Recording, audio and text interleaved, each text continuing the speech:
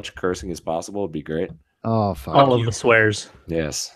You have to cleverly swear, like llama nutsack, for example. It's not an explicit terminology. Pretty sure there's nothing wrong with that. Could say that on national television if I wanted to. We could just slap I mean, obviously, that's not our podcast, but we could just slap the explicit on the new feed too. Who gives a fuck? Yeah. Also, fun fact actually, I probably should have just told you guys this in the pod. Looks like I'm going on the show Beat Shazam with a buddy of mine. Beat Shazam? It's a game show, hosted by Jamie Foxx. Oh my god! I looked it up. Oh my god, that's when awesome. When are you doing this? Season 2. They haven't given any more details. Oh yeah, sure. No, I know that. It's the Shazam, the thing that you make. Yep. Beat Shazam. Do with your phone. Wow. It's not official yet, so we won't put it on the pod yet. But it's close to official. The producers are chatting with us. That's pretty cool. Awesome. That's how did you get that? Yeah. We just sent in a video, and then they said, "Hey, you guys want to come on?" And I was like, "Fuck yeah, I do." Nathan, do you want to send in a video so we can be on a game show together? Yeah. Well, we're gonna be diehard Broncos fans is what they asked us to be. I'm like, oh yeah, we're huge Broncos fans. Meanwhile, I'm a Bengals fan. He's a Patriots fan, so it's perfect. They're gonna bring like Shannon Sharp out for us, and I'm gonna be like, oh yeah, hey Shannon, it's nice to see you. Your takes are terrible. How you doing? I too have a football show. Bubble Guppies gets better ratings than your TV show. More clicks too. More views. Let's do this podcast. What do you guys say? Hey, that sounds like cool. Overrated. All right, cool. Fanball's all you got these days, Scott, right? Pretty much, yeah. Cool. Yep. Fanball and Fantasy Cares, I suppose, but yeah, Fanball. Oh yeah, we could do Fantasy Cares. You guys are buying all sorts of shit right now, right? We already did. Yeah, I saw that. Over 14,000 this year, over 15,000 in total for Fantasy Cares this year. Are you collecting for next year yet, or are you not yet? Yep. Okay, I'm gonna throw to you then, and you can just give the quick deets to everybody when we're. Oh, okay. All right. Hey everybody, and welcome back to another edition of the Dynasty Tradecast. As always, I'm your host, Eric Bertzloff, better known on Twitter as @DynastyTrades, joined by my two co-hosts. Both of them are here today. Nathan, Dan, what's up, guys?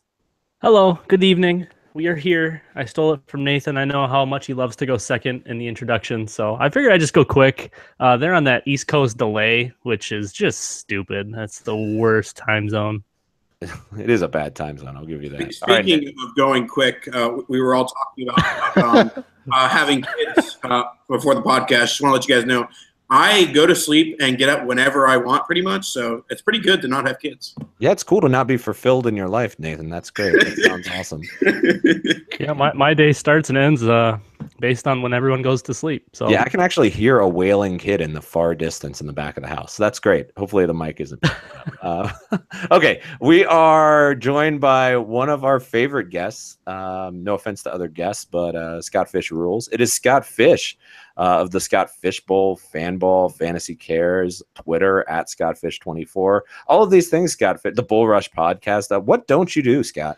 Lots of things. Can I ask you a question? That open, was that true as always? Have you done every episode, Eric? I've missed 2, I think, is what it is. You missed more than that. I've missed more than that. Oh, well, thanks for having me. You're going to make me change. Did you just fact check the intro?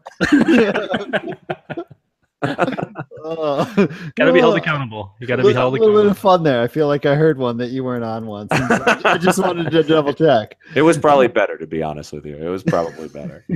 I doubt it was probably that. Nathan hosting on his phone. Yeah. Oh God, those are don't bring those days back, Lord. Don't bring them back. Scott, you guys, I just want to give you a quick shout out because I've been seeing, and maybe the listeners have too, been seeing the literal carts full of gifts that you guys are giving the kids for Fantasy Cares. How much money did you guys raise? We raised over 15,000 total. 1,000 plus went to Houston, and then 14,000 went to Toys for Tots in different cities. Here in Burnsville, Minnesota, I live in Eagan, Minnesota, but I shopped in Burnsville.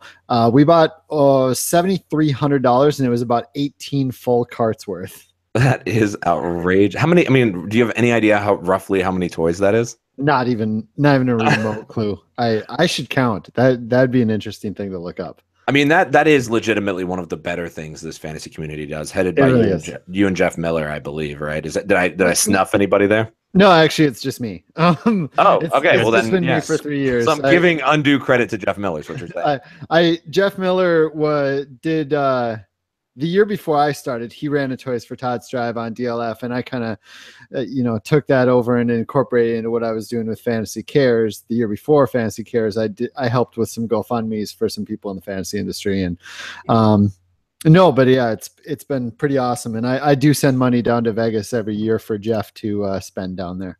Yeah, spend air quotes. Yes, of course. All right. If I guess before we get on the show, why don't we, Scott? Do you want to? You guys are collecting money now for next year, right?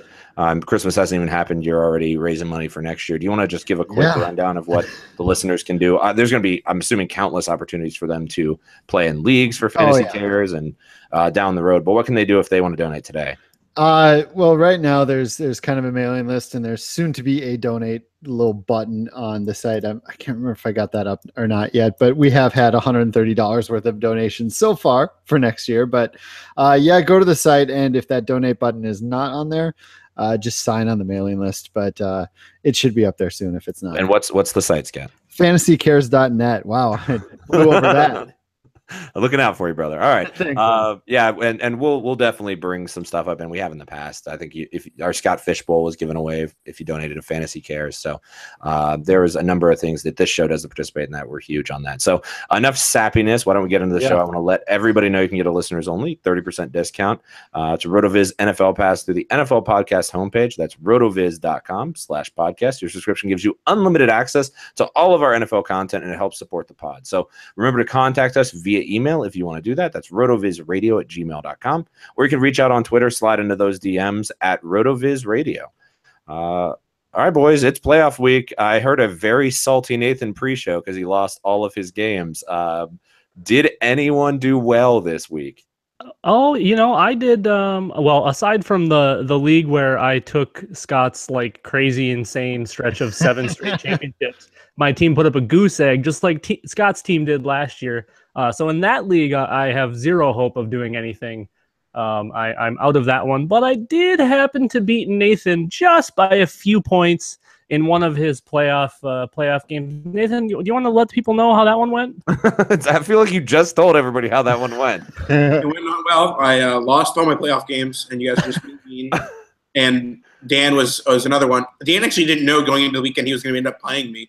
And then there was like a rule malfunction, and so he ended up playing me and then destroying me. So that was fun. Close game. It was close. It's always fun when hosts or co-hosts play each other. It adds a little something to it. 100%. I'm actually sad I'm not playing any of you guys yet. Hopefully, I think Dan, I'm out in all the ones I play with Nathan, but Dan, I'm still hopeful that maybe we could play in the Meat League. You're not going to make the playoffs.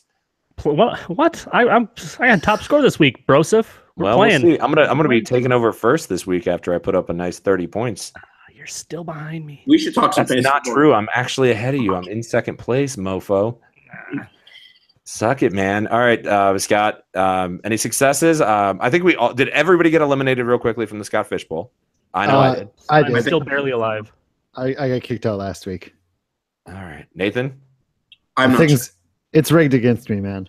Yeah, well, it's good to. I mean, you gotta at least throw some like shade around it, like so people aren't like, "Hey, Scott won his own 720 person tournament." Exactly. Yeah, you can't have that. I'm doing all right in mine. I had 2 buys, and I got 3 teams out of my 7 still alive.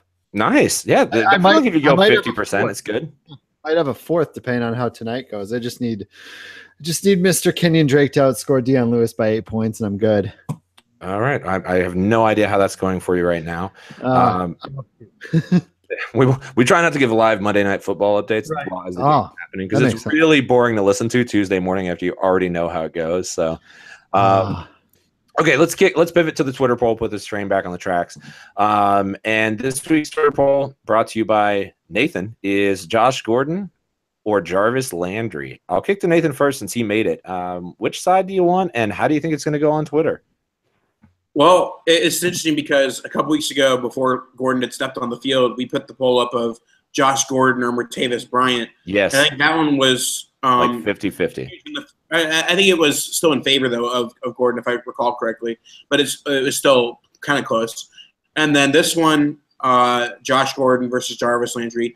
I talked about last week how I think that Landry's landing spot in free agency and the money he gets in free agency will have a big impact on what I think of him as a dynasty asset. And obviously Gordon's team future is a bit unclear as well because he's a restricted free agent. But, the Jarvis Landry hater and the ever optimist with Gordon, I've been burned 18 million times by him, but I think I'd roll Gordon here. Jesus. All right, and then Dan. Oh, you know what? No, Dan. You always go second. Here is Scott. Scott, go. I actually agree with Nathan. I don't know why I've never loved Jarvis Landry, even though he's just a PPR machine, and like Nathan said, the spot really, really matters for him.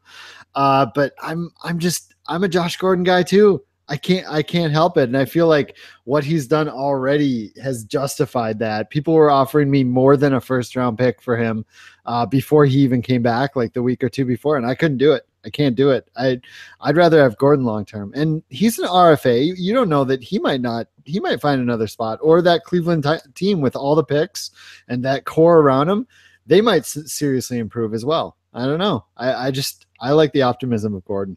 Yeah, this is going to flip-flop from everything I stand for here. And I have Landry in so many places, and I am so against Josh Gordon. But I guess I'm just blinded by the story I read in GQ where he sounded legitimate. He sounded remorseful, sounded like he got his life together, and then he's looked just studly on the field. I mean, if Kaiser doesn't overthrow him like 9 times, he's got ungodly stats and touchdowns. So I will take Gordon on this side of things. I'll take Gordon. So what is that? 3 Gordons and a Landry? Is that what we have here? This is like all of the conversations I had preseason with people that had Mike Evans as the wide receiver 1 in Dynasty. It's all upside. I love Josh Gordon. I honestly do. I hope the best, and I hope this is him and he's back for the legitimate future and we see him thrive. But you cannot pass up the Jarvis Landry points. And I might be too much of a floor guy rather than chasing that ceiling, but I mean, the guy you can lock him in for wide receiver 2 numbers no matter what. People think he's bad for some reason because he's used weird. Yeah, he's Twitter hated. That's true. He's a very good wide receiver. He catches everything.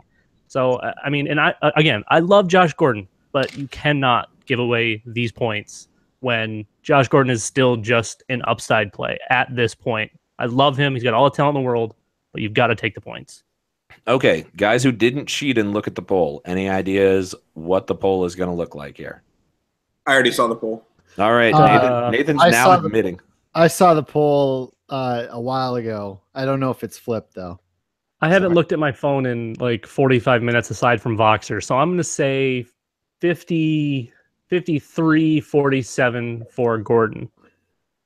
All right. Well, we'll revisit this later in the show. This is what we call in the industry a teaser. But I've looked at it. Actually, I'm looking at it right now, so I'm not going to cheat. All right, week 14. Let's just get right into it since I feel like we're already running a little bit long with that intro. Carson Wentz took a hit. I screamed at the television, said it seemed really dumb, but he seemed all right. And then apparently 4 plays later, he tore his ACL and is out for the year. I mean, does it get more brutal than that if you're going into your if you have a bye and Carson Wentz took you there? Oh, it's terrible. It's absolutely terrible. Luckily, you can still grab Nick Foles, who has, the next 3 games are really, really nice for him. And I'm guessing you probably have other streamer options, but it is quite a blow. I mean, he led the league in touchdowns, led the league in red zone touchdowns. He was an MVP candidate. It does suck. You're saying Nick Foles is the answer for filling in your slot there? Come on, you don't want a little Nick Foles in your slot? It's favorable. Scott's not wrong. That schedule is really favorable, and he gets the Raiders again, who he threw 7 touchdowns against. I mean, I'm not sure Mrs. Foles wants him in the slot. Jesus. Oh boy! Wow. Well, come at me, Nick. I think I have to take a little bit of maybe some credit for this injury, unfortunately, because it seemed like right right when I flipped and started to say, you know what, I was very, very wrong about Carson Wentz, and this dude is, I mean, he's the real deal. All of a sudden, bang hurt. So I think maybe that has to be it, man. It has to. Now that I think about it, Illuminati. He's not the real deal. He could get injured. That's right. He's not the real deal because he got hurt. Yeah, but overall, big picture, this doesn't do a thing to his dynasty value. I mean, he's still a high-end QB1. I'm not ready to put him in the QB1 spot yet, but he's right there. And I mean, we'll see him back in a year or so. Hopefully, he progresses strong. Like ACLs have seemingly been going faster and faster and faster as time has gone on. So hopefully, he's back and ready for the full season in 2018. Because it has really been fun to watch him progress and just make unbelievable play after unbelievable play every single week. I mean, the suckiest part of this, and I'll kick to Nathan right after this, is that I feel like that play was completely avoidable. That was just a play that he didn't even need to really pursue. Could have pulled up, would have been fine, and he just went hard to the end zone, which granted you can't pull him out of there. But I mean, that's where I look at it when all my teams with Wentz. I'm like, God, why wouldn't you just throw that one away or something, or slide after 4 yards? But yeah, he's a gamer. He doesn't play like that. I know. And I guess it's just a double-edged sword. But I mean, hopefully when he comes back, he at least learns that it's just not worth it from that. But that's probably an unfair assessment. But yeah, it's brutal. But I agree. If this is if somebody's low on Wentz after this, maybe get the offers out there when your trade deadline's over. If it's not over, go visit to see whether or not he needs somebody to fill in for him. Yeah, play the angle that he probably won't be ready for the start of next season too. You could probably play that angle, and we can all be scumbags. We'll say, "Duh, dude." I mean, I read this. I actually have a buddy of mine, writer in Philly. He said he's not going to be ready till week. And make sure you have 2 paragraphs in that comment section. Remember Andrew Luck, man? They said he was going to be ready for the season, and he wasn't ready at all, man. That's the angle. That's it. You got to use Andrew Luck to your advantage there. All right, we've all been talking too long. Nathan, continue. I don't think the angle here is to really buy low on Carson Wentz. I don't think that people after the seasons he's had, oh, well, now it's time to get out from under him. I think that the move now is if your trade deadline hasn't passed and you have extra starting quarterbacks now, or even if you're out of the playoffs and you don't have extra starting quarterbacks, you go to the Carson Wentz owner and you say, hey, you don't have a quarterback. I mean, you don't actually tell them this, but they know they don't have a quarterback. And you try and sell them a quarterback for above market value. So, yo, bro, you're starting Blaine Gabbert. You sure you want to be doing that? Having extra quarterbacks in a 1 QB league is rarely beneficial because it's often just roster clogging. But now is a good opportunity to say, hey, you're desperate for a quarterback, overpay me a little bit. Yep, or unload Blaine Gabbert on the positive news this week or today. I think he had some positive blurb for the first time ever. All right, we're done talking about Wentz. Let's move on to Rod Smith, the running back for the Cowboys. Looked electric, got a touchdown. Has actually been a very pivotal role, kind of the yin to the yang of Alfred Morris. I'm curious, Nathan, you put him on the list. I'm not sure that I have a lot fantasy or dynasty-wise to talk about him. I guess he was a practice squad guy, but what are your thoughts? And I guess what was your reason for adding him to this list for the listeners? I think that the reason I put it on the list is I guess the discussion becomes when MFL rolls over, when you have to take guys off IR, is this a guy that we're willing to stash through the offseason or at least stash until the rookie drafts? Because, I mean, yes, it seems like a fairly minimal role, but the role of Ezekiel Elliott's backup is certainly up for grabs in the future. Alfred Morris is nothing to get excited about. They already cut Aaron McFadden. So, I mean, if you're an Ezekiel Elliott owner, is it beneficial to continue to stash Rod Smith? I mean, obviously you're not going to cut him now if he's scoring fantasy points, but as far as his offseason value, is the roster spot still going to be there? We'll go with Scott. You got to figure they're going to draft someone, but I think it really depends on the team. But I'm still stashing him in almost all of mine, especially the ones where I own Zeke. I mean, I'm pretty sure he's played more snaps than all the other running backs every single week Zeke has been out, mostly because he's always in on passing downs and pass blocking. But I'm pretty sure that's true, that just the snap percentage he's higher on every single week. No, I'm a fan. I like him. So I would hold on to him. I got to imagine they draft someone though. So I can see Nathan's point that maybe you let go of him, but I wouldn't. I mean, that's an interesting point. I mean, I don't know though. Yeah, I agree. They didn't value him too much, but he is. I mean, he's shown that he can do it. And the more they lean on him, the more they show. Maybe they do save the draft pick and just pick up some 5th round flyer or something on him to like, start as the 3rd stringer, keep Rod Smith as the backup going into the season. So there could be value there. And I mean, Zeke at some point will get hurt, and so you will need his backup. So if Smith, I mean, especially if you can work the angle for Smith that he's essentially free right now, I mean, he's worth a 4th round flyer or something like that if you can manage to pull it off.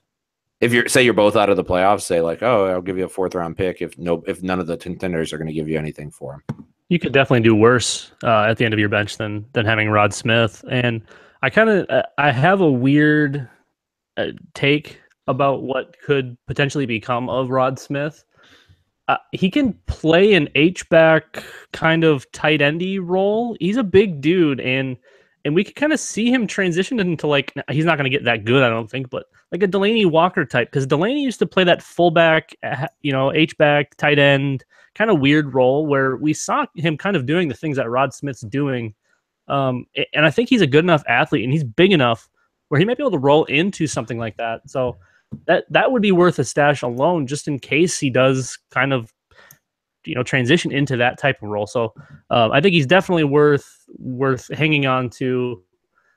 I wouldn't give up anything more than a 4th to go get him, just because of Zeke being there. And like you said, Eric, though, I mean, injuries happen, and yep. He's proven that he can put up fantasy points. So I think you got to just keep him around for sure. I mean, to be fair, I'm not predicting an injury to Zeke. I'm just saying, playing the numbers game, if you're a running back in the NFL, you're going to get injured at some point. It happens. All right, let's pivot over to another running back, and that is Jamal Williams. I know Dan is like maniacally laughing behind his muted microphone right now. Jamal Williams looks. No, you're not supposed to laugh. You're supposed to pretend like it's muted, Dan. I refuse. But Jamal Williams, I think outsnapped. I saw some numbers like just outrageously outsnapped a healthy Aaron Jones this week. 50 to 8. 50 to 8. There you go. There's the stat I was looking for. Credit wherever that's due. Sorry, I don't recall. But yeah, I mean, he's looked insane. And granted, he played the Browns this week, but not only insane in the running game, but also insane in the passing game. He's been catching a lot of balls. I guess my question just right off the bat, has TJ Montgomery just outright lost his job at this point? It has to be close, right? Yeah, Montgomery's all but done. And I sent a tweet, I think it was either 2 weeks ago or it might have been last week. And I know Scott and I had a little mini discussion on it where I still was thinking like Ty Montgomery was the second in command to Jamal Williams. But I really think that they're going to have a nice thunder and lightning thing going on with he and Aaron Jones, the other dude. Isn't it like thunder and lightning go together? Not like it thunders 50 times and then lightning's 8. Well, I don't know that Jones is 100%. Obviously, you wouldn't think that they're putting him out there if he's not, but they obviously seem to like what Jamal Williams is doing. And the big knock on him coming in was that he couldn't catch the ball and that he didn't have breakaway speed. Now, you can't learn breakaway speed, but you can learn how to catch. The issue is that he wasn't ever bad at catching the ball. He just never really did it at BYU because that's not the offense they ran. He was always back there blocking that quarterback because their tackles were horrid. So, I mean, he's an amazing pass blocker. He can catch the football, and he'll run over anything in his path.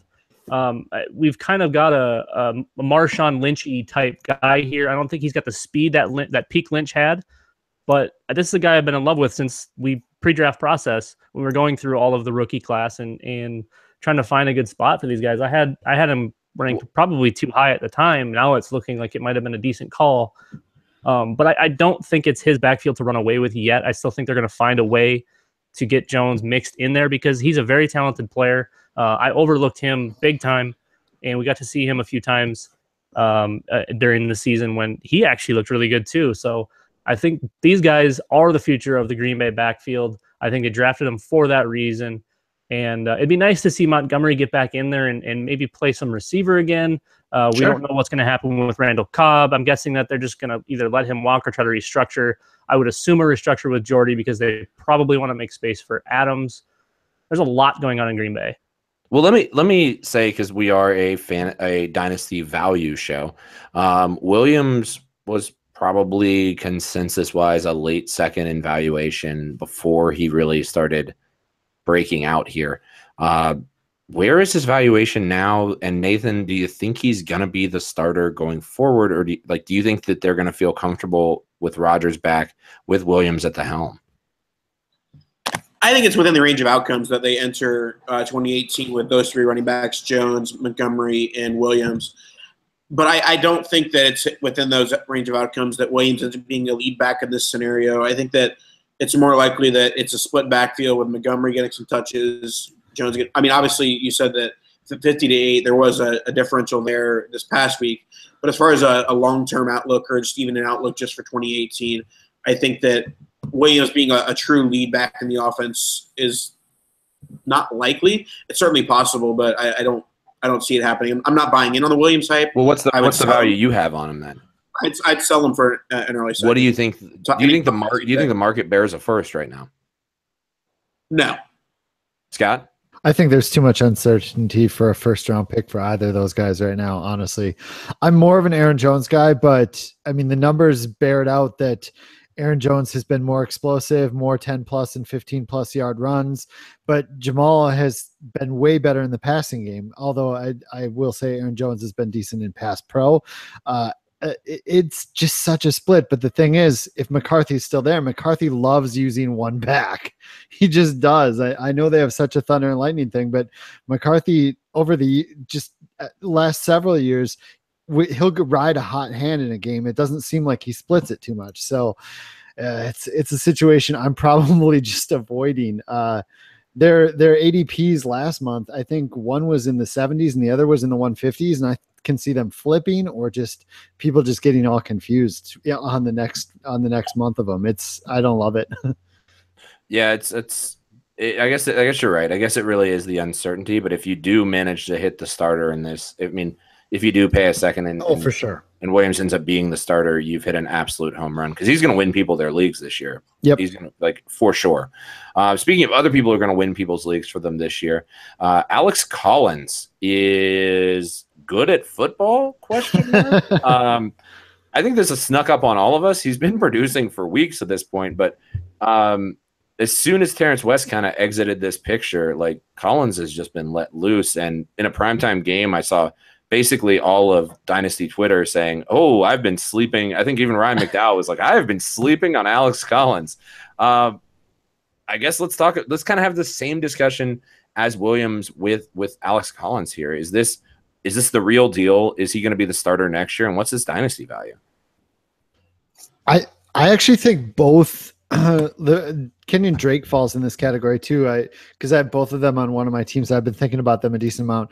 I think both of those teams might draft a running back, but I think they both have done enough to maintain the starting role when they come back next season, no matter what they do in the draft or free agency for that matter.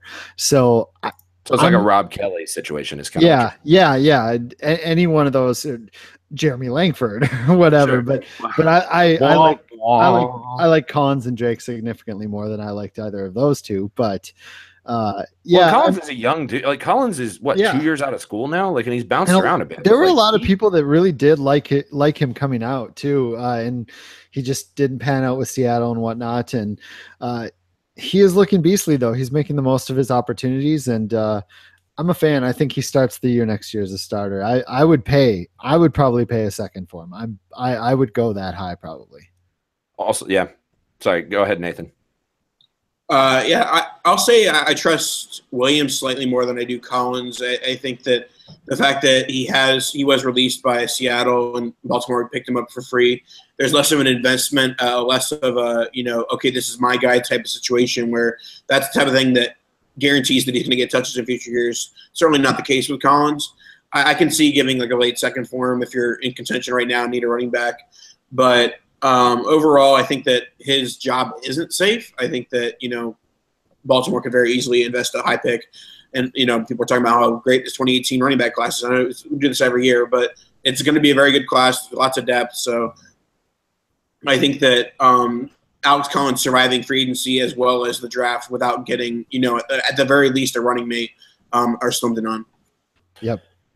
All right, Dan, let's hear about this, and then we can talk about our sponsor. Yeah, I don't have a much of a take on Alex Collins. It was somebody that I never really liked coming in, and I thought kind of what happened in Seattle just kind of confirmed the things that I thought. But at the same time, he didn't really get a fair shot. So maybe it wasn't smart of us to maybe write him off at that time because he really didn't get a great look. I think he's got tons of value right now because of the points he's putting up, like we've talked about. But I'm with Nathan, I think, on this one where I don't really believe that he's safe because not only is the rookie class really strong, but the free agent class is pretty darn strong too. So if he can avoid that, and you can buy him now for say a second, you could flip him right away if they don't draft or sign anybody. You could flip him preseason probably for a strong first because the way he looks now, he could be putting up similar points. It doesn't. I don't want to say it seems fluky. I just don't know that it can maintain. That offense is kind of weird, and I don't really like having anything to do with the Baltimore offense. I had some very porous teams that were run by Joe Flacco at the helm. That was a mistake, and I don't know that gets much better. Okay, well, talking about the Ravens drafting potentially a running back, I want to tell you guys about one of our sponsors, and that's Draft, the app Draft. It's a fantastic new site that you can download in your iTunes store. It is a new look at daily fantasy sports, and it is a weekly contest, basically, where you go through a snake draft. Dan loves it. Nathan loves it. We all love it. I'm assuming Scott loves it too, looking at his face over here. I do love that style of drafting. I'm not allowed to play though because I work for a DFS site. Sneaky little thing about that. Conflict of interest in the draft read here. But yeah, if you can cut it out. if you don't have a conflict of interest, which I'm assuming like pretty much every listener does not, go out there and download the Draft app. The Draft app is totally free to download, and if you use our code RV Radio, if you haven't yet exploited that, you can get a free game. So free download and then a free game as well to try it out. Again, that's RV Radio. So just search Draft in your app store, go to playdraft.com, and come play free with promo code RV Radio. We didn't do the RotoViz ad. Yes, I did at the beginning. I did. You didn't. Yes, I did. Yeah, he definitely did. All right. Well, I wasn't listening. I was like, I 100% did. I'm positive of it, actually. All right. Well, I'll be an idiot. All right. Well, let's move on to a quick game. And this is kind of off-season formatting here. This is kind of a quick game with Scott here. We're cruising into the off-season. So we're going to play a game of Keep, Trade, Drop. So, again, Nathan, what is that? I forget how the drop goes.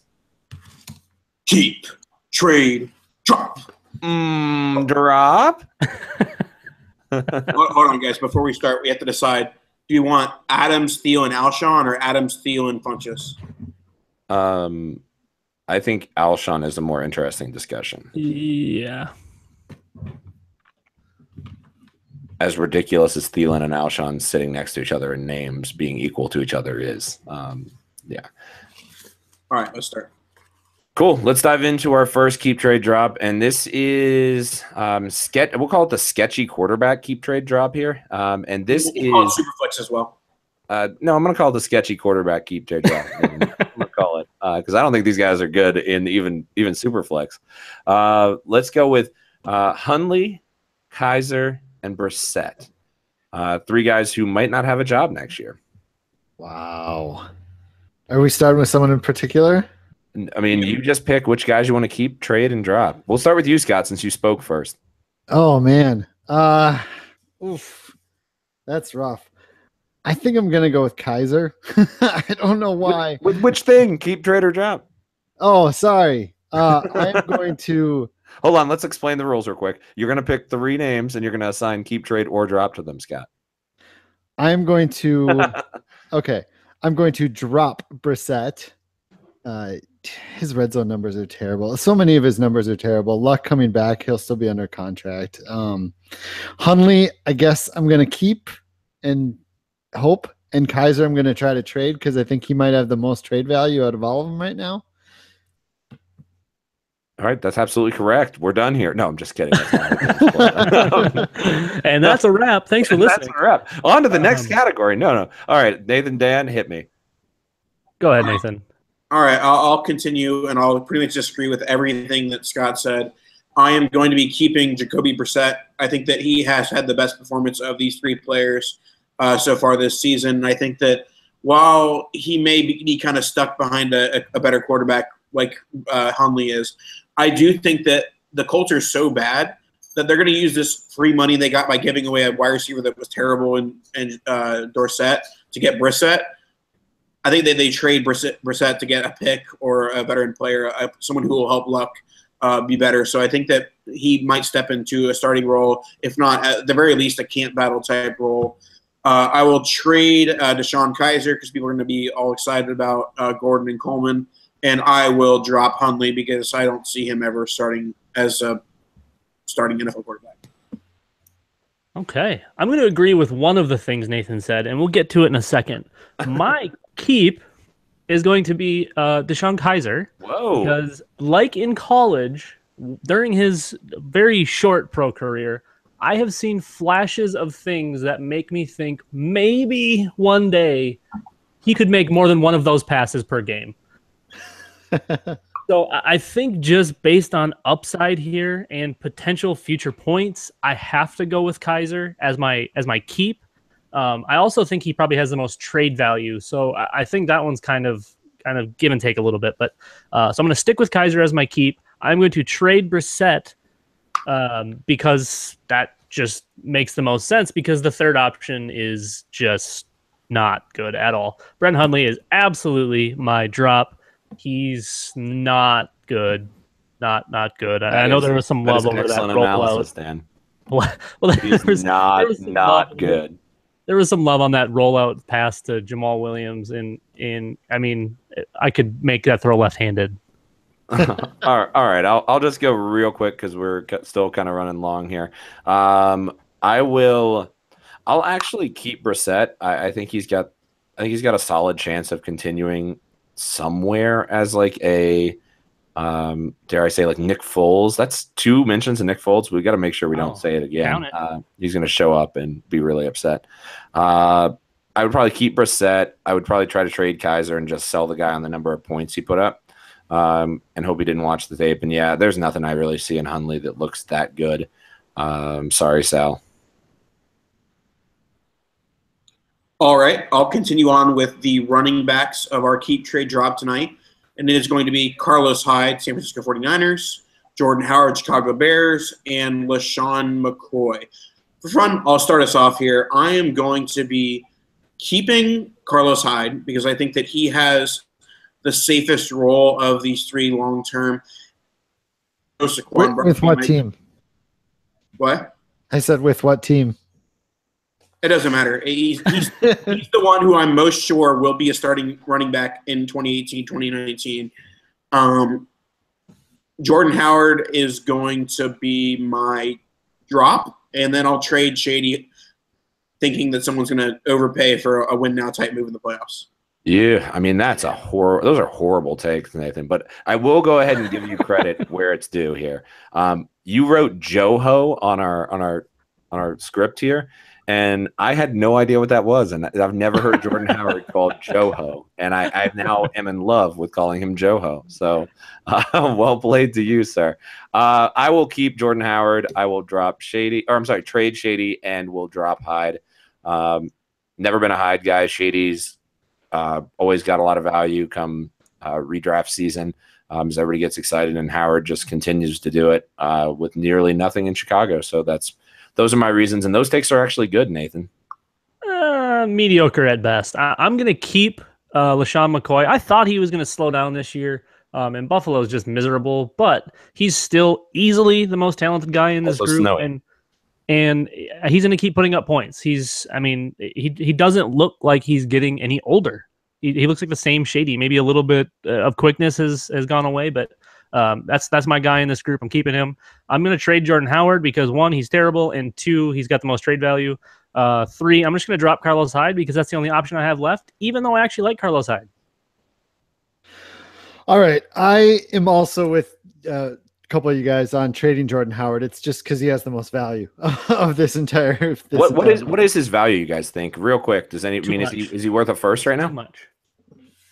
Oh yeah, he's absolutely. I think he's worth he a can good get a first off someone. Yeah, I think he definitely get a first. Just a 105 off somebody for Jordan Howard right now. No, not at all. Not even close. What the 108? Where's the 110? Okay. Just wanted to throw that out. I think you could get a late first in like a small depth piece or something even. Okay, sorry, I cut you off, Scott. Go ahead. Oh, I said I think you can get a late first and a small depth piece or something. No, I meant on your take. Oh, okay. Trade Jordan Howard. I am going to keep Carlos Hyde because, like Nathan, I think he's probably going to be a starter somewhere next year, and I think he'll have value for a little bit longer. McCoy, he might have a good year next year, but his touch count is so high that I'm worried that I don't know that he's Frank Gore. So I'm worried that drop off will come, quicker than we think. So I'm going to drop him. All right. Did we get to everybody here? I think so. Yeah. All right. Let's do the wide receivers and we'll leave the tight end sitting on the end here and they won't make the cut on the show. So the 3 wide receivers to keep trade drop are Adams, Devontae Adams, Thielen, because I'm about to say Adam again, and Alshon Jeffrey. Those are our 3 wide receivers. I'm going to kick to Scott first. What are we doing? Oh, man, this is terrible. I think I'm going to – wow, I was going to try to figure out which one I even thought had the most value, but it's probably got to be Adams, right? I would agree with it. I think Adams is just eking it out over – Thielen, actually, I think both Thielen and Alshon are pretty much tied, with Adams just slightly getting the edge. Personally, yeah. I think I'm probably going to trade Adams because he's got the most trade value. I'm going to drop Thielen, who I love, and I was on him like so early, and I'm mad I have to drop him, but I'm probably going to keep Alshon because I like the idea of him paired with Wentz for 4 years. I also like that pairing. It's a good pairing. It's making 3.5 years, guys. It's making me feel much better about my Alshon shares. Having Carson in town. Shirt, by the way, listeners, he just puffed his shirt when he said that. All my Alshon shares. Plus, we get to see Nick Foles throw him for the next couple of weeks. There's the 3rd Nick Foles reference. No, he's here. No, Nick. Please no. So I agree. I'm going to trade Devontae Adams just because he has the most value, and I think these 3 are pretty darn close. Where I would just take the value out of it. I'm going to. I think I have to drop Alshon, which after I just did that with my shirt, now I have to drop him because Thielen's just so good. I love him so much. I was trying to take my Minnesota bias out of it. I know, but one of my best friends lived with him for 2 years in Mankato, and I can't get past that. That's my connection with Adam Thielen. And he's an amazing route runner. He catches absolutely everything. He's got deceptive speed, and he's gritty, and he's in the gym. I have an important question, Dan. Are you Eskimo brothers with Adam Thielen? Eskimo brothers? No, I don't know. I might be. Don't tell my wife. All right, Eric, did you give your shot? No, not yet. I actually am kind of just sitting on the back burner here because this is a tough one. I think all have essentially equal value at this point. Like I said, Adam's eking them out. I'll continue. Actually, I tweeted earlier today that my biggest flaw in fantasy is trading is just not changing my mind on players that I hated coming out as rookies, and I still don't have Adams on any teams. As crazy as that is, and still don't really think that highly of him. So I guess I'll trade him and just embrace that. And then I am going to. I mean, it's just gross. I guess I'll keep Thielen and drop Alshon, but it's really a toss up as to which one. Yeah, I'm switching my answer. I'm keeping Thielen and dropping Alshon. Okay. All right, Nathan, break the people trend. have been in the pigs chats. No, I don't like Alshon Jeffrey, so I got to go with the guy I love. All right, Nathan. That's what fantasy's about. Yeah, I'm going to keep Devontae Adams here because I think that he's the guy who I think will score the most fantasy points in the next 4 to 5 years. And as someone who has tried to buy Alshon and sell Alshon, I've had a lot better time buying Alshon for cheap than trying to sell him for a hefty price. So I think that his trade market value even now hasn't really caught up. So I'd say I'd trade Thielen because people were excited about him in that Minnesota offense. So keep Adams, trade Thielen, and drop Alshon, as sad as that is. It's a really tough one. That's a good keep trade drop you stuck up there, Nathan. So kudos to you. Yeah. All right. Well, I think that brings us to the end of our show. Scott Fish is clapping. That's got to be a good sign that the show was sweet. Is that Nathan got something right? Yeah, Nathan did. I do want to remind the listeners, if you enjoy the show, make sure you rate and review the pod. 5-star reviews are our best friends. Helps listeners find us. Helps sponsors pay us. So it's all great stuff. So we spend a lot of time on the pod, and we really appreciate reading feedback from you guys. And it's great. So if you want to, go to iTunes and leave that rating and review. Like I said, helps listeners find us. Scott, wanted to thank you for coming on the show. Thank you so much, sir. No, thanks for having me, guys. This was awesome. I love doing this show. It's a very, very fun, light show. It's really good to do. Yeah. This is your second time on the show, right, Scott? Second time. Yep. All Did right. a courtroom with funny accents the first time. Yeah, we'll have to bring it back in the off season when courtroom comes back. Off-season courtroom with Scott for sure. Nice. Another, you gotta bring your monocle. We'll do it with costumes one time. I do have a monocle, so I'll try to... All of us bald men do, Scott. It's a bald thing. Yeah, it's a bald thing. You gotta have a monocle. A large hat and a monocle, very important. Before you wrap, hold on, Eric. Yeah, go ahead. Before you wrap, I want to give one more special thanks to Scott for all of the work he did with Fantasy Cares and Toys for Tots, and getting all of these toys and making Christmas for all of these kids super special. I mean, it couldn't have been done without you, Scott. I know you say thanks to the community, but this was you. This is your baby, and I just want to say thank you again for all that you've done for it. All right. Thank I'm you. going to get sappy too here and say thank you for the Scott Fish Bowl, Scott. I've got a story that we'll wrap up the show on. I was at my holiday Christmas party on Friday, and I was chatting with one of the employees at the company, and I was like, yeah, actually, I play in like a huge league that I'm in the playoffs for. It's like a 720 person league. And he's like, oh, is this guy in it? I'm like, yeah, I think so. And we like pulled up the list for Scott Fishbowl and like started looking. He's like, oh, I love that guy. I love this. And like, I had no idea he was into fantasy football. And he's like, what is this called? And I was like, oh, it's the Scott Fishbowl. He's like, I know the Scott Fishbowl. I hear it on the podcast all the time. So That's awesome. one of my employees at work is aware of the Scott Fishbowl's existence and was like super hyped that he was like able to look at like how people were doing in the fishbowl. So also a huge thank you to putting that on. I'm assuming we're doing like Fishbowl 2,468 next year. Is that? I think 720 is it, man. I don't know where. I can't find that many more hours in the day. All right. Well, I guess on that note, we'll go ahead and wrap the show. Again, follow Scott on Twitter at ScottFish24. Realistically, if you're not following him and listen to the show, I don't really know what you're doing with Dynasty, but go check it out. For Nathan, Dan, and myself, we will catch up with you guys next week. Later. And a wrap.